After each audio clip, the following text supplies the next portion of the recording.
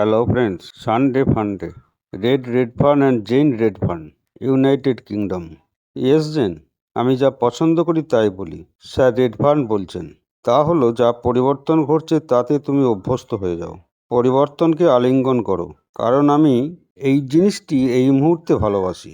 আমরা যারা অনপ্যাসিভের প্রতিষ্ঠাতা তাদেরকেই এই পরিবর্তনে যেতে হবে।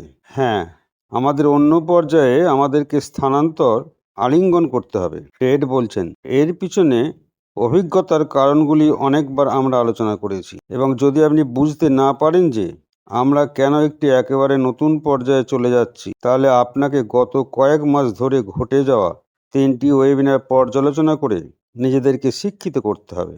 পাশাপাশি অনেকে যেমন বলছেন, এটি কেবল নতুন পর্যায়ের দিকে একটি পরিবর্তন নয়, বরং এটি মানসিকতার পরিবর্তন।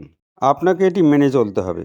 যদি আপনার মনে থাকে, আমাদের সিইও বলেছিলেন যে অনপ্যাসিভ থেকে আমি ছাড়া আর কিছুই আসছে না। কোনো কোডিং নেই, কোনো পণ্য নেই।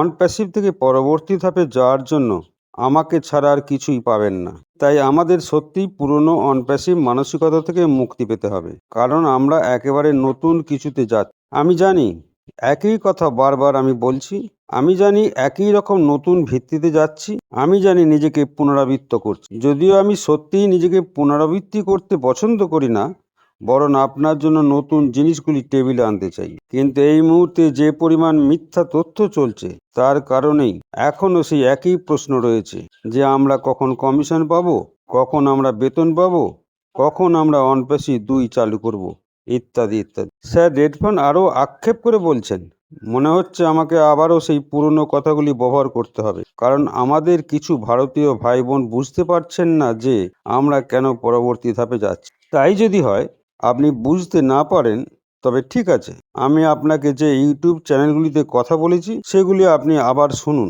সঠিক তথ্য পেয়ে যাবেন। অথবা আমার চ্যানেলে হিন্দিতে প্রচুর ভিডিও আছে যা সরাসরি আপনার জন্য অনুবাদ করা, এবং আপনি এগুলো থেকে বুঝতে পারবেন কখন কবে বোঝানোর চেষ্টা করেছি। কিন্তু গুজবে কান দেবেন না, নিজের কাজ করতে থাকুন।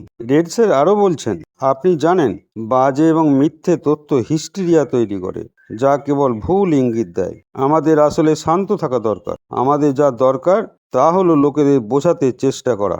আপনি জানেন, কোনো রকমের খারাপ পরিস্থিতি আরও খারাপ করে তোলে। স্পষ্টতই সেখানে যেন মানুষের ধৈর্য পরীক্ষা করা হচ্ছে। এটি আরও খারাপভাবে আপনার যন্ত্রণাকে দীর্ঘায়িত করে। সুতরাং আপনি আরেকটি হতাশা তৈরি করবেন না। আপনার কেবল জানার দরকার, বন্ধু, আমরা যা বলেছিলাম, আমরা সংক্ষিপ্ত এবং মিষ্টি হতে চলেছি। শুধু আমাদের সাথে যুক্ত থাকুন।